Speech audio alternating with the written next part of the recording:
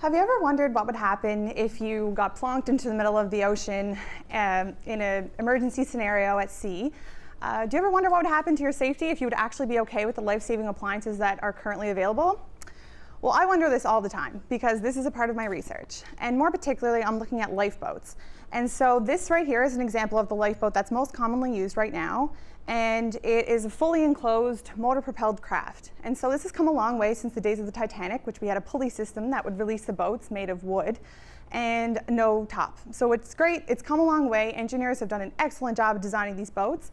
But my job is to look at the humans and to see if the humans in these safety appliances are actually going to be able to survive. So more specifically, I'm looking at the carbon dioxide accumulation within these lifeboats. And so my research is really built on a previous graduate student's work in this area. And what he did is he took 15 people and he put them inside a 25-person lifeboat.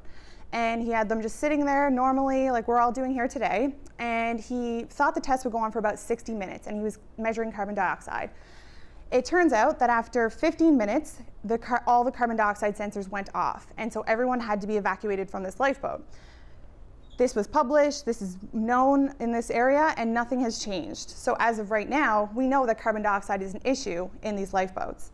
So what I decided is that he tested people in stable, non-motion environments, so it was in a loading bay indoors. So what I realized is that at sea, this is pretty much never going to be the case. If there's an emergency at sea, there's probably going to be waves, wind, a couple other factors that are going to affect it. So I decided to use simulation to recreate waves. And so I have high wave motions and low wave motions and a stable condition.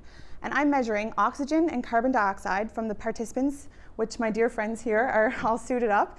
And so I'm looking to see if this 15 minutes that was already found is actually even smaller than we once thought. So if we realize that people are going to be in trouble in only 15 minutes if the boat is not in motion at sea, then we have a really big problem.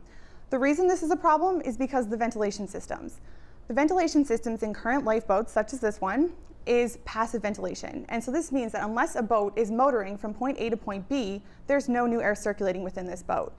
So an option or alternative to this is an active ventilation system. And this would mean that outside air is continuously coming in, and the participants can rebreathe air from the outdoors as opposed to the air from the other people within the lifeboat.